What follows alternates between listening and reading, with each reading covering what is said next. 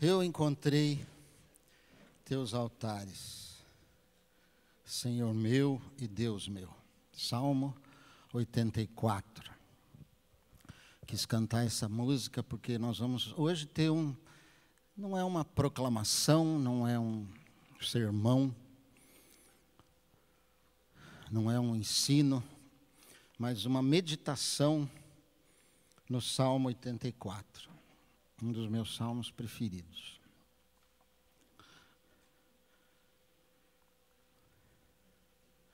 A meditação é algo muito até negligenciado pelos crentes, pelos cristãos hoje, assim como o jejum, na devoção, né? A meditação é aquilo pessoal, que você, quando está lendo uma passagem da palavra, você se apropria aquilo para você. Você lê com calma, com cuidado e medita em cada palavra, em cada sentido, aplicando aquilo à sua vida, à sua situação diante de Deus. E é isso que nós vamos fazer com o Salmo 84 hoje. Quão amáveis são os teus tabernáculos, Senhor dos exércitos. A minha alma suspira e desfalece pelos átrios do Senhor. O meu coração e a minha carne exultam pelo Deus vivo. O pardal encontrou casa, e a andorinha ninho para si, onde acolhe os seus filhotes. Eu, os teus altares, Senhor dos exércitos, Rei meu e Deus meu. Bem-aventurados os que habitam em tua casa, louvam-te perpetuamente. Bem-aventurado o homem cuja força está em ti, em cujo coração se encontram os caminhos aplanados, o qual, passando pelo vale árido, faz dele um manancial. De bênçãos o cobre a chuva, a primeira chuva. Vão indo de força em força, cada um deles aparece diante de Deus em Sião. Senhor Deus dos exércitos, escuta-me a oração, presta ouvidos, ó Deus de Jacó. Olha, ó Deus, escudo nosso, e contempla o rosto do teu ungido, pois um dia nos teus átrios vale mais que 1000. Prefiro estar à porta da casa do meu Deus a permanecer nas tendas da perversidade. Porque o Senhor Deus é sol e escudo, o Senhor dá graça e glória. Nenhum bem sonega aos que andam retamente. Ó Senhor dos exércitos, feliz o homem que em ti confia. O Salmo 84 é um salmo dos filhos de Corá, os chamados coraitas, descendentes de Corá. E ele foi feito para o mestre de canto, para o líder do louvor. Os coraitas eram descendentes de Corá. Corá foi uma pessoa do Velho Testamento conhecido porque ele se rebelou contra Moisés, criou um grupo, formou um grupo rebelde contra a autoridade de Moisés e recebeu um castigo assim impressionante. Quer dizer, Deus mandou reunir toda a turma dele, com a sua esposa e os seus seguidores, e de repente a terra abriu e engoliu-os todos juntos. Mas Deus preservou os filhos dele. Os filhos deles não morreram, eram 3. Era o Assir, o Eucana e o Abiasaf. E esse salmo foi escrito por descendentes desses 3. Os coraitas se tornaram levitas, uma classe de levitas que eram aqueles que comandavam e dirigiam o culto no templo. E eles escreveram vários salmos, muitos salmos bem conhecidos nossos, inclusive que a gente canta. Hoje a gente cantou além do Salmo 84, cantou aquele Deus é o nosso refúgio e fortaleza. E eles também são autores do salmo que diz: como a corça anseia por águas, que a gente canta também. E eles também compuseram o salmo que diz: grande é o Senhor e muito digno de louvor na cidade do nosso Deus, seu santo monte. Como eles eram levitas, eles davam muita importância ao louvor e adoração. A cidade mais importante para os judeus, aquela que se destacava, claro, era Jerusalém, sempre foi até hoje. E em Jerusalém, o lugar que mais era amado e celebrado era o templo. E então, eles têm salmos que falam sobre o templo, sobre Jerusalém principalmente, né? O Salmo 87, não está aí, mas eu separei aqui algumas frases do Salmo 87, que é de autoria deles também, diz assim: o Senhor firmou as bases da sua cidade sobre o Monte Santo. Ele ama os portais de Sião mais do que todas as habitações de Jacó. Ah, maravilhas são contadas a teu respeito, ó cidade de Deus.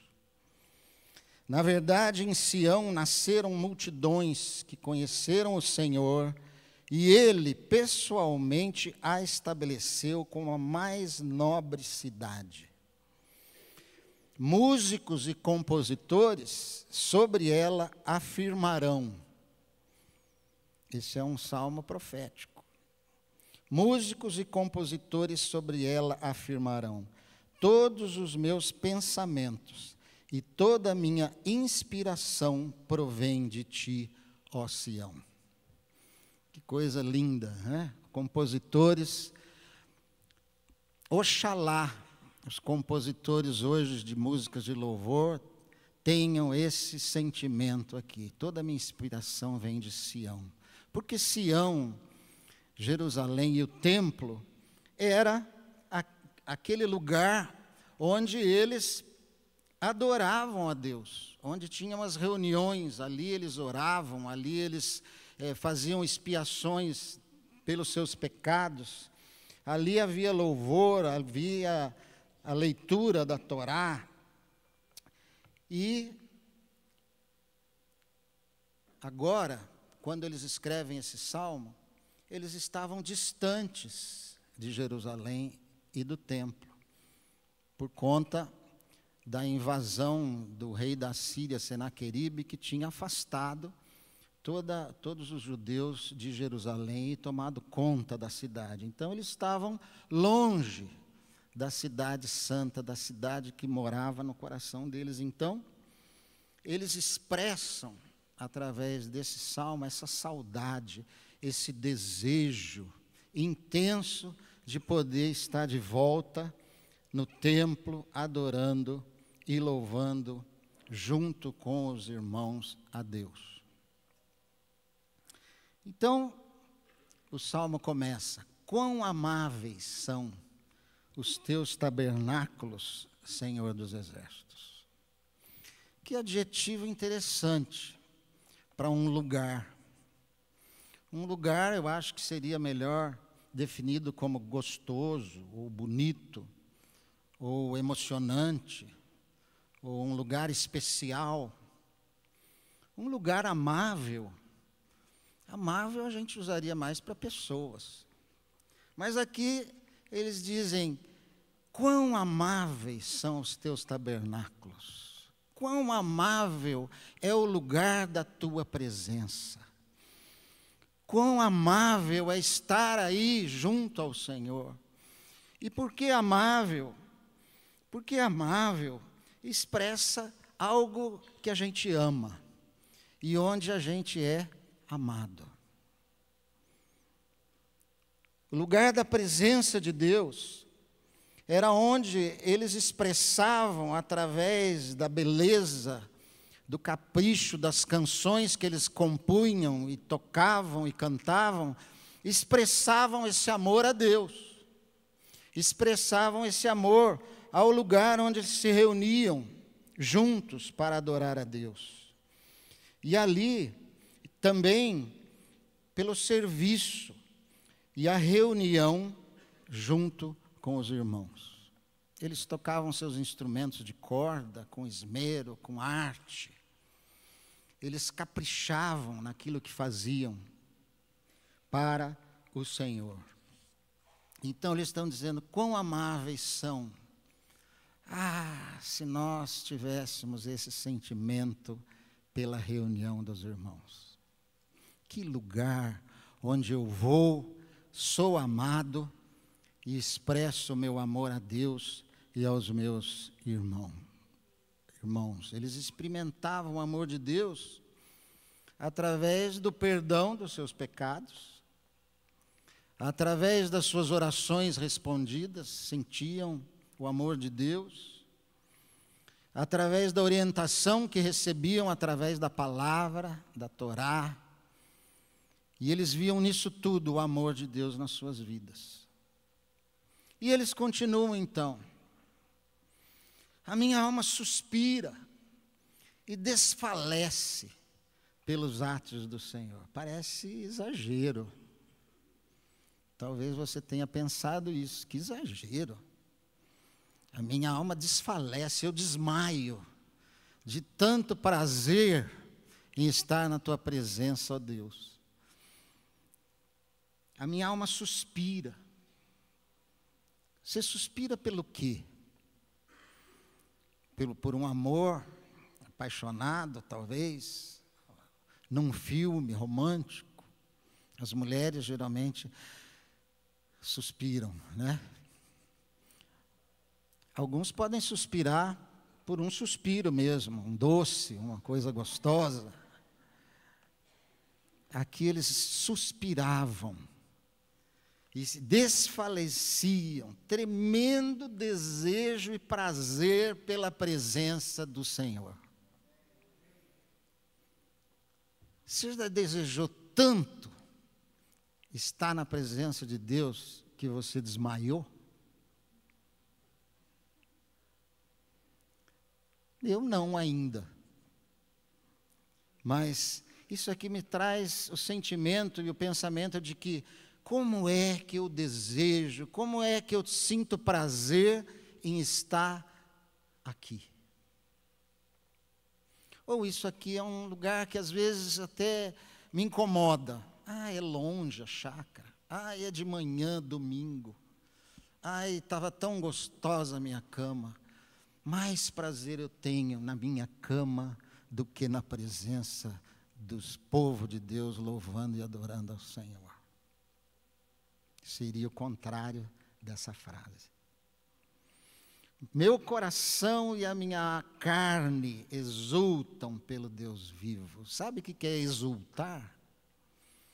Pelo que você exulta? Exultar é vibrar de alegria. É vibrar de alegria, ficar cheio de júbilo. Isso é exultar. A minha alma e o meu corpo exultam, ficam vibrantes de alegria pelo Deus vivo.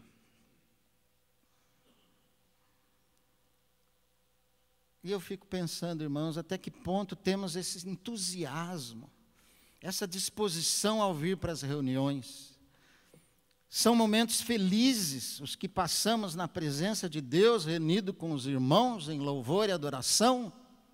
São momentos assim desejados. Deus conhece o nosso coração. Deus vê o nosso coração. Ele vê o coração de cada um de nós aqui dentro. Ele vê como o coração está. O meu corpo e a minha alma exultam. Às vezes há uma exultação no corpo, há pulos de alegria, levantam as mãos, gritam, dançam. Amém, porque o corpo expressa aquilo que vai no coração, mas muitas vezes isso não acontece pelo amor a Deus que está no coração, mas por uma exaltação da carne, porque é gostoso. Mas Deus conhece o nosso coração, Ele sabe como nós estamos Por exemplo, quando estamos cantando, quão amáveis são. Tu és soberano, Deus, sobre a terra, sobre o céu, Tu és Senhor. Ele conhece o nosso coração e Ele se agrada ou não de nós no culto. O culto não é para nos agradar. O culto é para agradar a Deus. Ele que tem que sair daqui, né? Ele que tem que sair, ele tem que terminar contente, feliz, com o coração alegre pela forma como nós o adoramos. No início do livro de Isaías, no capítulo 1, já há uma demonstração grave, forte de Deus contra o ajuntamento e as reuniões hipócritas, que ele chama de reuniões hipócritas. Eu não aguento mais, diz Deus, a reunião de vocês, os sacrifícios, tudo que vocês fazem para me adorar, mas eu sei que o coração de vocês está longe de mim. Eu não aguento mais essas reuniões. Não façam mais reuniões assim. Elas não me agradam. E aí, os salmistas citam alguma coisa da criação de Deus, porque a criação de Deus, olha essa chácara aqui, né? Nós não queremos fechar essa parede ali. Por quê? Porque aqui a gente vê ali o verde, vê o vento. Eu tenho dito que eu tenho acordado de manhã sempre com um bem-te-vi cantando na minha janela. Teve um dia que eu comecei a ficar brava com o bem-te-vi, porque era cedo demais, mas depois eu pensei, ele está louvando a Deus. E aqui o salmista diz, o pardal encontrou casa, e a andorinha, ninho para si, onde acolhe os seus filhotes. Que inveja do pardal, ele está dizendo. Como eu gostaria agora de ser um pardal, porque o pardal, ele fez o ninho lá, perto do altar. E ele cria os seus filhos ali, perto do altar, na presença de Deus. Ele entendeu a importância da vida diária perto de Deus. O pardal encontrou casa ali, e a andorinha fez um ninho ali, e eu encontrei os teus altares, mas eu estou longe agora, gostaria de ser um pardal, para poder chegar lá bem pertinho, e louvar o meu Deus ali.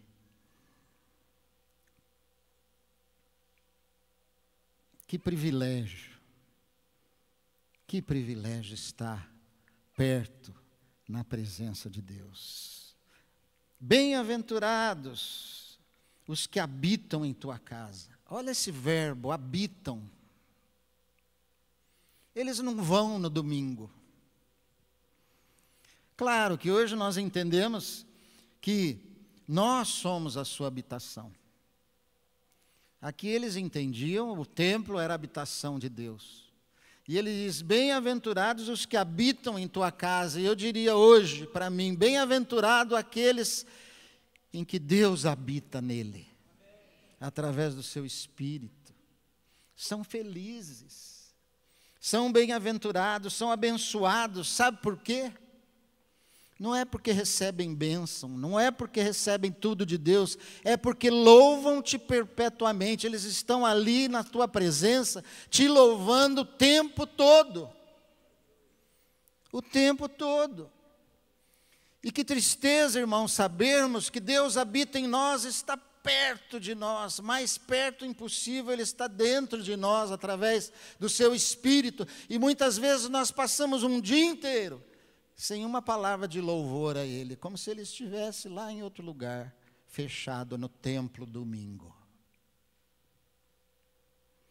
louvam-te perpetuamente. Isso que é felicidade. Está sempre, no dia a dia, em todo tempo, na presença de Deus, deixando que Ele participe da sua vida, dos seus planos, dos seus pensamentos, abençoe suas atividades, indique o melhor caminho a tomar em cada decisão que você tem que tomar durante o dia. Deus estar ali presente, participando ativamente da sua vida e da minha. Porque Ele habita em nós. Bem-aventurado o homem cuja força está em ti. Bem-aventurado, feliz o homem. Nós todos, todo ser humano busca a felicidade.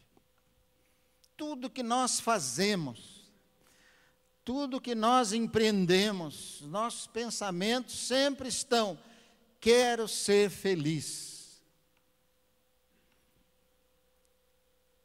E hoje tem até uma frase fortíssima: tenho direito a ser feliz, faço o que eu quiser. Não é assim que a gente é feliz. Feliz é o homem cuja força está em ti. Esse é o feliz. Esse encontrou a felicidade.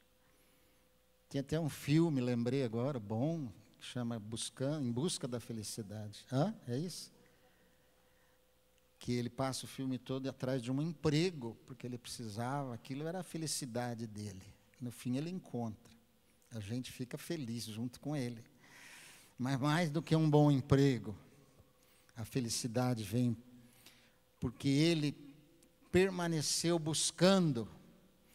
E é isso que o homem que tem a força em Deus faz. Não desiste nunca.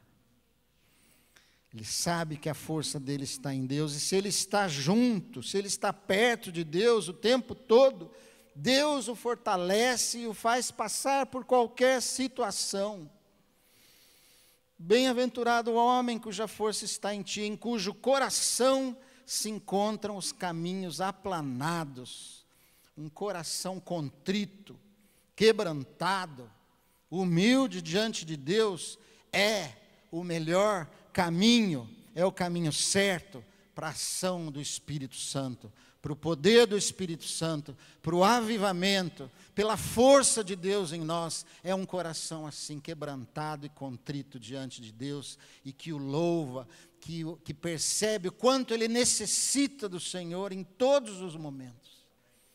Esse homem é feliz e tem a força, e tem o seu coração, no seu coração o caminho aplanado.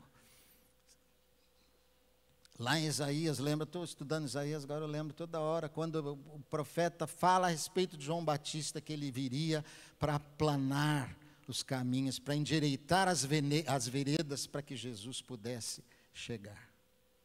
O seu coração é um coração aplanado.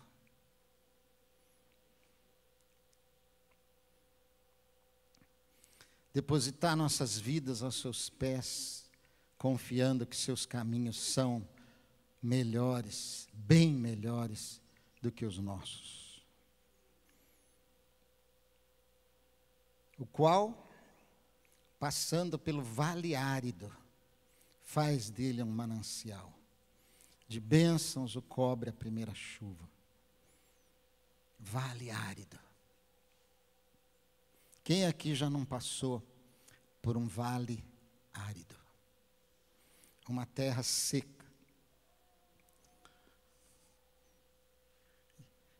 Talvez por isso, esses salmistas, os mesmos, tenham escrito outro salmo que diz: como a corça suspira pelas correntes de água. Eles conheciam caminhos assim. Vale árido.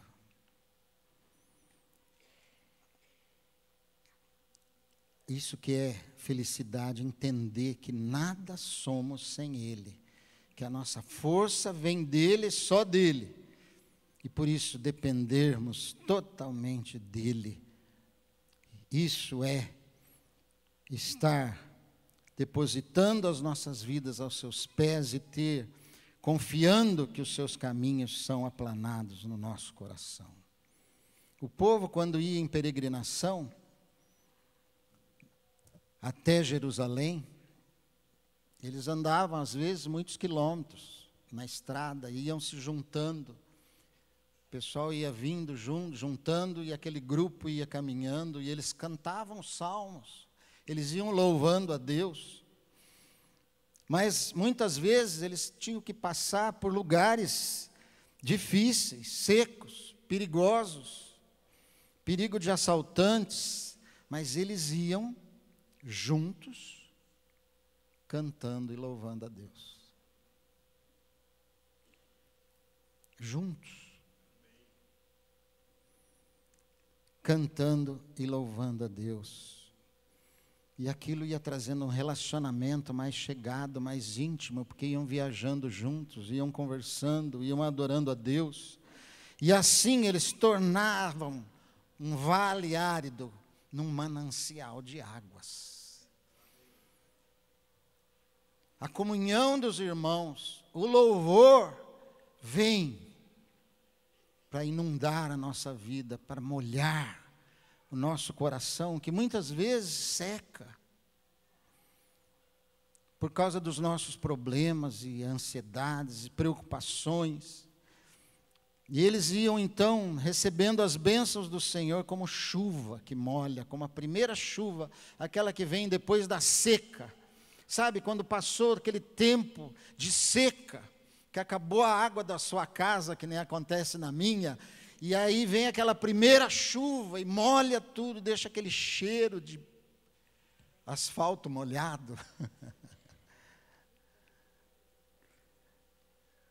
Assim era esse caminho, essa jornada, que ficava mais leve e agradável. O salmista entende que somos peregrinos. Nós somos peregrinos nesse mundo. Nós estamos caminhando, seguindo um caminho. Nós não atingimos o nosso alvo. Nosso alvo está em Sião. Nós estamos caminhando lá para aquele lugar onde Deus habita eternamente, para habitarmos junto com Ele. E esse é o caminho que nós estamos seguindo. E às vezes passamos por vales áridos. Mas se estamos na presença de Deus, se estamos junto com os irmãos, se estamos louvando e adorando ao Senhor, reconhecendo a sua grandeza, a sua soberania, a chuva vem sobre as nossas vidas, molha o nosso coração, afofa o nosso coração e nos fortalece, nos leva a continuar nesse caminho, juntos até chegarmos no nosso alvo.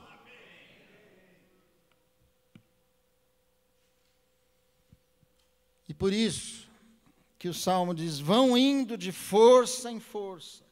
Cada um deles aparece diante deles em Sião, de força em força, de problema em problema, de vitória em vitória, eles vão chegar em Sião. Salmo profético. Você quer uma profecia, irmão? Está aqui.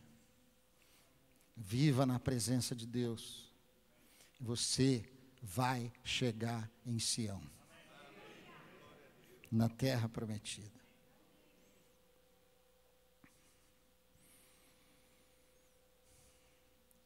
Senhor Deus, próximo versículo. Deus dos exércitos, escuta-me a oração.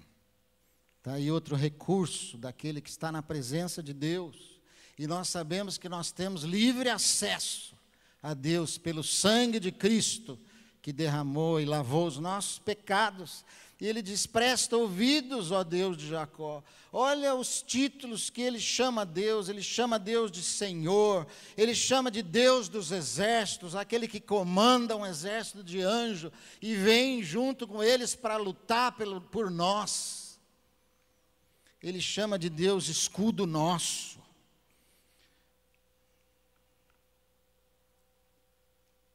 E ele chama Deus de Jacó, Deus dos nossos antepassados, aquele que abençoou, que trouxe a palavra e a mensagem até nós nos nossos dias. Louvado seja esse Deus. Olha como nós precisamos desse temor. Quando você lê Isaías, aquele capítulo 40, que fala do poder de Deus, da grandeza de Deus, da soberania de Deus, é impossível deixarmos de adorar e de tratar esse Deus com temor, com respeito e deferência. Olha, ó Deus, escudo nosso, e contempla o rosto do teu ungido. Olha que frase. Olha para mim, Senhor, atende a minha oração, não porque eu mereça, não porque eu sou bonito, não porque eu sou espiritual, mas olha para o teu ungido. Me olha através daquilo que o teu filho fez na cruz por mim. E é por isso que eu oro em nome de Jesus.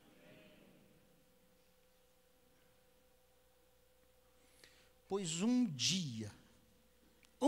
só dia nos teus atos vale mais que 1000 em qualquer outro lugar.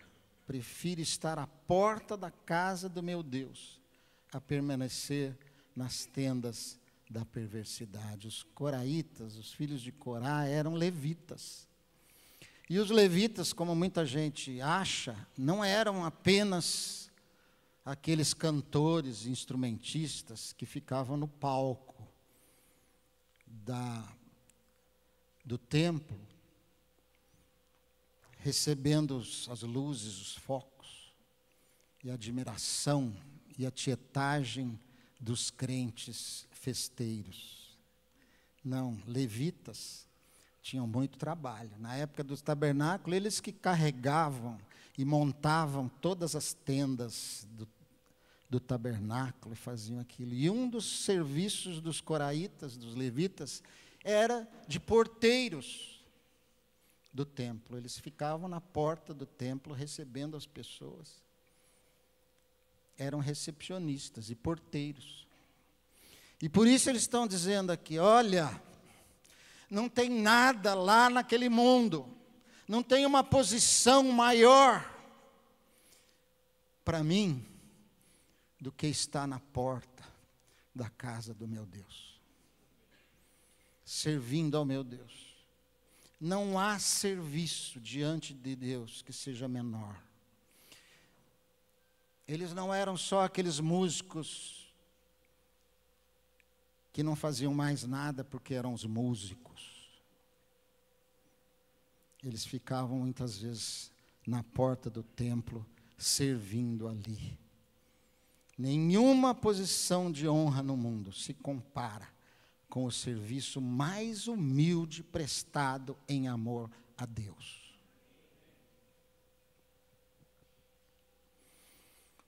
Ontem nós tivemos aqui um grupo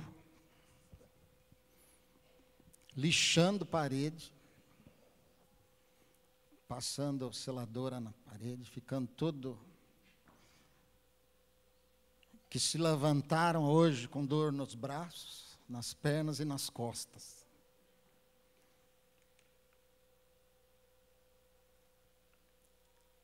E teve até uma pessoa que fez o almoço para eles. Veio aqui só para cozinhar, para depois comerem uma comida gostosa.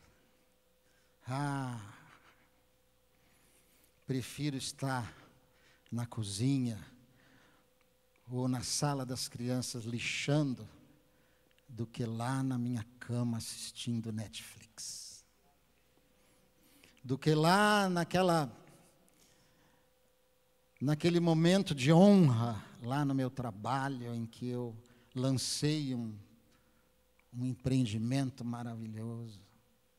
Prefiro estar fazendo algo por amor a Deus. Claro que se você estiver lá lançando algum empreendimento maravilhoso por amor a Deus, para servir a Deus, vale muito.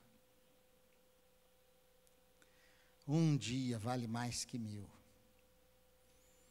Porque o Senhor, Deus, é sol e escudo.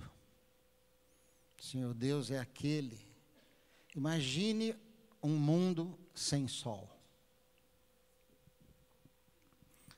Eu fiquei com a Lília, nós ficamos 1 ano e meio, 18 meses na Inglaterra.